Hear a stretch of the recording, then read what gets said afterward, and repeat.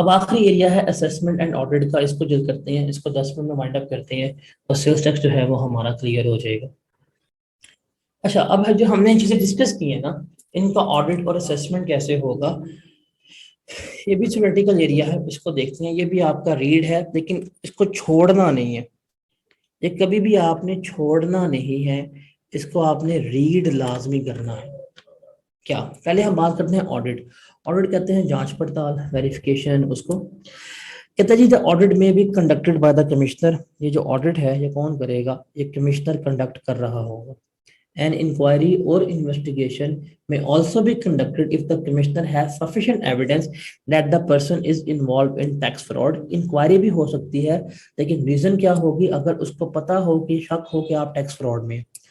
ये कौन कर रहा है, कमिश्नर कर रहा है। इसके अलावा कोई भी हमारा इनलैंड रेवेन्यू का ऑफिसर होगा, वो भी ऑडिट कंडक्ट कर सकता है। If the same were earlier conducted by office of the auditor general of Pakistan, अगर उस बंदे का ऑडिट एजीपी से हो चुका हुआ है तो उसका कोई भी बंदा इनलैंड रेवेन्यू का उसका ऑडिट कर सकता है। द कमिश्नर में conduct audit proceeding electronically through video link, मतलब वीडियो लिंक जूम वगैरह से ऑडिट प्रोसीडिंग हो सकती है। The assistant commissioner audit shall issue his audit observation if he finds any defects during an audit, वो अपनी audit की ऑब्जर्वेशन वगैरह फाइंड आउट कर दे सकता है। The registered person is required to submit his point of view within 15 days against such observation। जो observation पास की जाएंगी उसका 15 डेज में वो पर्सन अपना जवाब दाखिल करेगा। The assistant commissioner shall issue an audit report specifying the sales tax demand if any।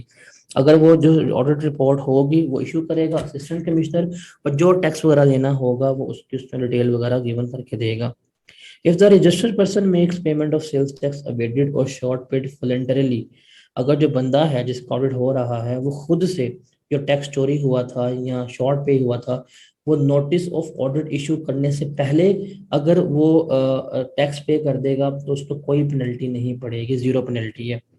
अगर वो ऑडिट का नोटिस इशू होने के बाद अगर वो पे कर देगा, लेकिन अभी ऑडिट का प्रोसेस चल रहा है, तो 25% पेनल्टी है। लेकिन अगर उसको ऑडिट का शो कॉज नोटिस इशू हो गया, मतलब ऑडिट ऑब्जर्वेशन पास कर दी गई है, तो उसके बाद वो पे करेगा, तो उसको 100% क्या करेगी, भरनी पड़ेगी, ये जो अपना पेनल्टी है वो इम्पोज हो जाएगी। उसके बाद रिफंड है। रिफंड की अगर हम बात करें कि officer of inland revenue shall make an assessment of tax including default surcharge and penalty, कि वो डिफॉल्ट सरचार्ज और पेनल्टी की असेसमेंट करेगा कब, when a person fails to file a return of sales tax, जब आप सेल्स टैक्स रिटर्न जमा नहीं करवा पाएंगे तब वो करेगा। When a person pay tax less than the tax actually payable due to miscalculation, अगर आपके कैलकुलेशन में कोई एरर है, उससे कम टैक्स पे किया है, तब भी वो आपकी असेसमेंट कर सकता है। A person earn incorrect input tax और रिफंड, अगर आपने गलत इनपुट टैक्स क्रेडिट लिया है और रिफंड लिया है तब भी करेगा, ये अर्न है, ये डी नहीं आएगा। The tax due on supplies made by a person has not been paid और शॉर्ट पेड, मतलब जो आपने सेल्स की, जो आपने आउटपुट टैक्स लिया वो आपने जमा नहीं करवाया या कम जमा कराया, तब भी आपका खिलाफ आपकी असेसमेंट हो सकती है, चेक आपका हो सकता है। उसके अलावा any tax that has not been levied और short levied by reason of any inadvertence error और मिसकंस्ट्रक्शन और डेलिबरेटली, कि अगर आपने अपने कोई गलती से कोई टैक्स कम कैलकुलेट कर लिया है और उसको शक पड़ जाए, तो वो आपकी असेसमेंट कर सकता है, आपकी जांच पड़ताल कर सकता है, और वो साबित हो जाए तो कहेगा भाई जितना टैक्स कम पे किया है वो हमें पे कर दो। तो ये रीजंस हैं कि ऑफिसर ऑफ इनलैंड रेवेन्यू आपकी कब असेसमेंट कर सकते हैं। ये आपको पेपर में क्वेश्चन आ सकता है कि वो कब आपकी असेसमेंट वगैरह कर सकता है। अब असेसमेंट का प्रोसीजर क्या होगा, जांच पड़ताल का, असेसमेंट का मतलब जांच पड़ताल है, उसका प्रोसीजर क्या होगा, इसको आपने सिर्फ रीड करना है। ये जो पॉइंट्स हैं, ये पॉइंट्स सिर्फ और सिर्फ आपने रीड करने हैं, पढ़ने हैं, उसके अलावा इसको ज़्यादा फोकस करने की जरूरत नहीं है।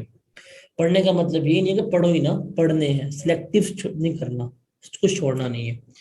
Clearly for the purpose of audit, audit के लिए a show cause notice may be given with a period of 5 years specifying the ground of such assessment and opportunity of being heard shall be provided। अगर आपका audit होना है तो audit करने के लिए 5 साल के अंदर अंदर आपको नोटिस इशू किया जाएगा किसके 5 साल के, जो आपकी असेसमेंट की जाएगी उस असेसमेंट के 5 साल के अंदर अंदर आपका ऑडिट हो सकता है, लेकिन आपको पहले अपॉर्चुनिटी प्रोवाइड की जाएगी।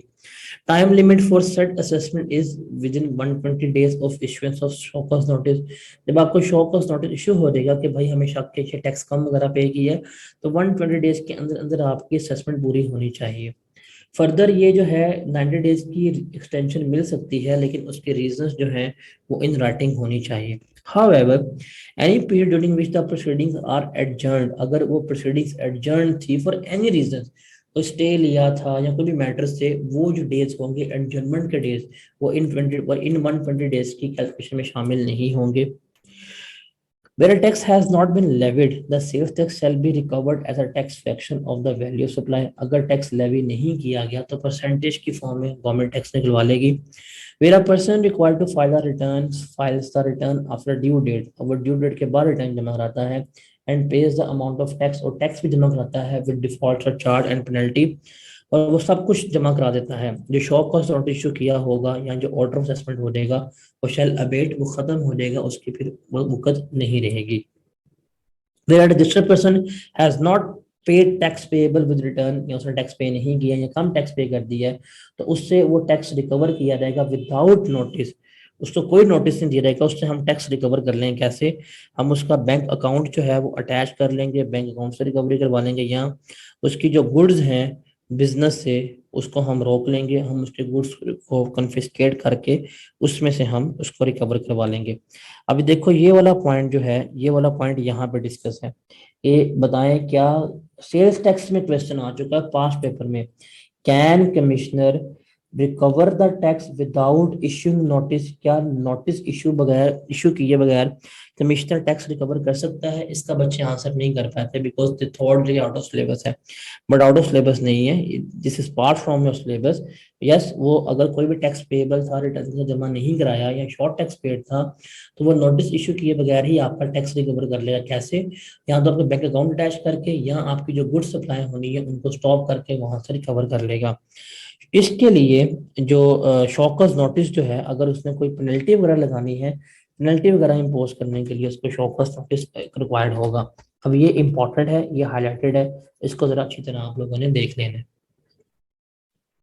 उसके बाद assessment giving effect to an order, कि when an assessment order is passed, ये मतलब आपकी असेसमेंट होगी, आपकी जांच पड़ताल होगी, अब उसका फैसला दे दिया गया है, then assessment order is required to be issued, उसको इशू करना चाहिए on the instruction of appeal authority, जो भी अपील वाली अथॉरिटी होगी उससे पूछ के या जो फैसला होगा वो इशू कर देना चाहिए।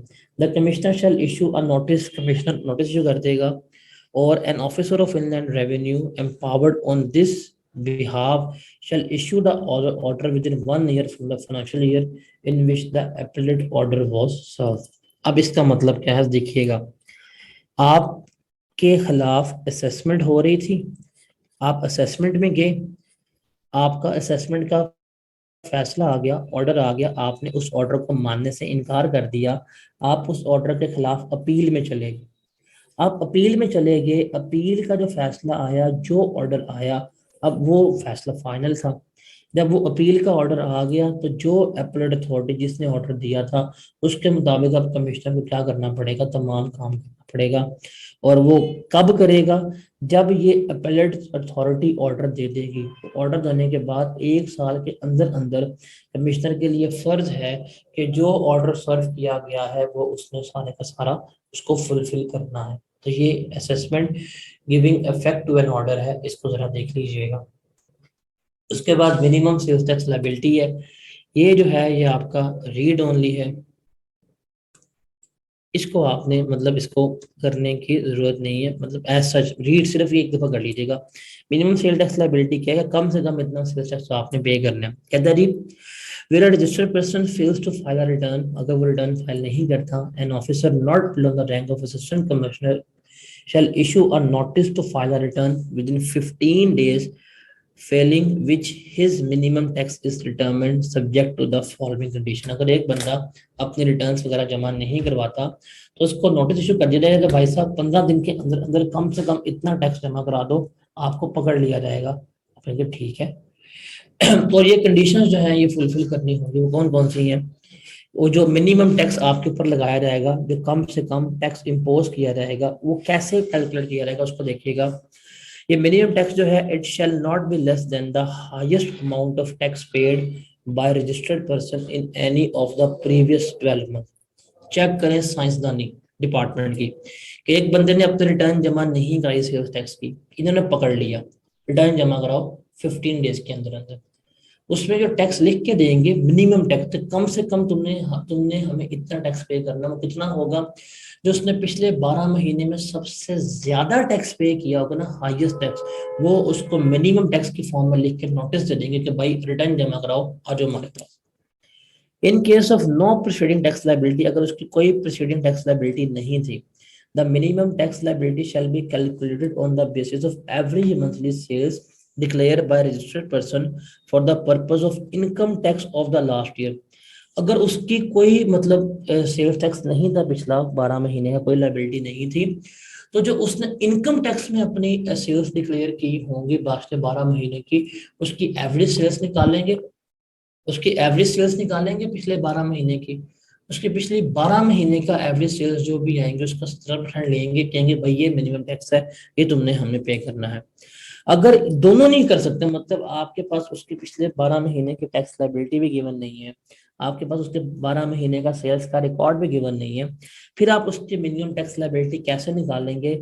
ये 2-3 फैक्टर्स अपने माइंड में रखते हुए, उसका बिजनेस कहाँ पे है, बिजनेस का टाइप क्या है, क्या चीज बना रहा है, कितने बंदे हैं, कितना बिजनेस में कैपिटल है, बिल कितने हैं, प्रोडक्शन कैपेसिटी क्या है, इनको आप फैक्टर्स को मद्देनजर रखते हुए उसके ऊपर मिनिमम टैक्स लाइबिलिटी इम्पोज कर देंगे कि इतना टैक्स तुमने हमें पे करना है। Determination on payment of minimum tax liability shell not B of final tax liability, ये आपकी फाइनल टैक्स लाइबिलिटी नहीं होगी, आप ये पे करेंगे। उसके बाद कमिश्नर जो है वो असेसमेंट में निकल जाएगा या ऑडिट में निकल जाएगा, फिर ऑडिट के बाद या असेसमेंट के बाद जो फाइनल होगा वही उसकी टैक्स लाइबिलिटी होगी और वही उसकी पे की जाएगी। तो ये जो मिनिमम टैक्स लाइबिलिटी है, ये आपने बस रीड करना है, इसको इसमें से कोई चीज याद करने की जरूरत नहीं है। उसके बाद है access to records and documentation, के डॉक्यूमेंट्स और रिकॉर्ड्स तक असाई रसाई। Officer inland revenue is authorised to have access to the records and documents maintain under the sales tax act और any other law. Example use such में computer है on which data related to sales tax is kept, कि जो officer of inland revenue होगा, इसको आपने अपने तमाम रिकॉर्ड्स के तमाम डॉक्यूमेंट्स की जो एक्सेस जो है वो आपने प्रोवाइड करनी है। वो किसी भी चीज़ को आके चेक कर सकता है, आप उसको मना नहीं कर सकते।